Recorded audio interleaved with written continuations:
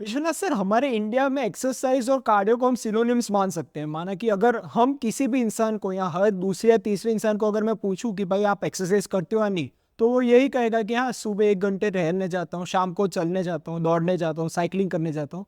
तो मेरा कहने का मतलब है कि cardio is equal to exercise यहाँ है। पर किसी को पता नहीं है कि कार्डियो एक्सरसाइज होती क्या है और इसके पीछे की साइंस क्या है, उसके बेनिफिट्स क्या है। तो आप मुझे एकदम सरल भाषा में ये समझा सकते हैं? जैसे हमने अभी एक्सरसाइज की परिभाषा दी, it has to be specific, it has to be scientific, it has to be progressive and it has to be structure. ये जब भी सारे कंपोनेंट्स उसमें आ जाएंगे तो उस मूवमेंट को हम कसरत बोलेंगे।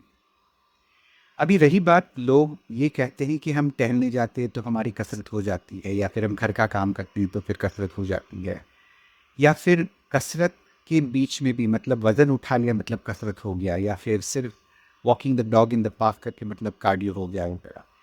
ये थोड़ी गलत फहमियाँ हैं, विच आई कॉल कि हमारी कंट्री में सबसे the biggest problem is we lack fitness literacy. मतलब फिटनेस के बारे में जो हमारे विश्वास हैं या फिर जानकारी है, वो बहुत धुंधले हैं, या फिर बहुत ही कम जानकारी वाले। हमारा कोच जो होता है वो बगल में होता है, मतलब नेबर इज़ अवर कोच। उन्होंने अगर वेट लॉस कर लिया तो फिर he is the best coach. अगर उनका डाइट प्लान उनके लिए चल गया तो he is the best nutritionist. Anyway, to make it short sweet and simple, exercise की दो परिभाषाएं हैं, या दो हिस्से हैं सॉरी। एक कार्डियोवास्कुलर एक्टिविटी और दूसरी resistance training.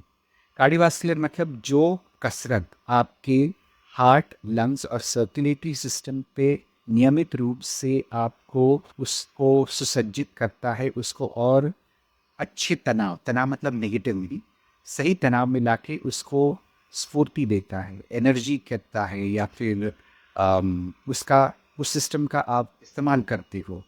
That is called a cardiovascular exercise.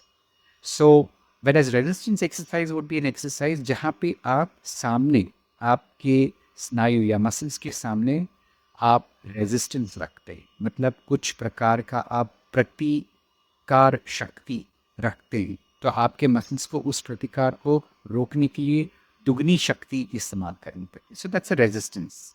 So cardiovascular activity like walking, jogging, running, swimming, cycling, कोई भी जो बड़े मांसपेशियां इस्तेमाल करें और वो 20 मिनट के ऊपर हो या 20 मिनट तक हो, और वो एक अच्छे इंटेंसिटी से, अच्छी तीव्रता से चले, that is called a cardiovascular.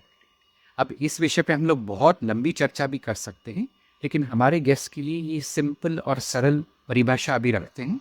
अगर किसी को कोई क्वेश्चन होगा तो हम डेफिनेटली इसके ऊपर इलैबोरेट कर सकते दोस्तों, ये वीडियो अगर आपको वैल्यूएबल लगा तो इसे लाइक कर अपने सारे दोस्तों से इसे शेयर कीजिएगा। इस चैनल को सब्सक्राइब तो आप कर ही लेंगे। चलिए मिलते हैं।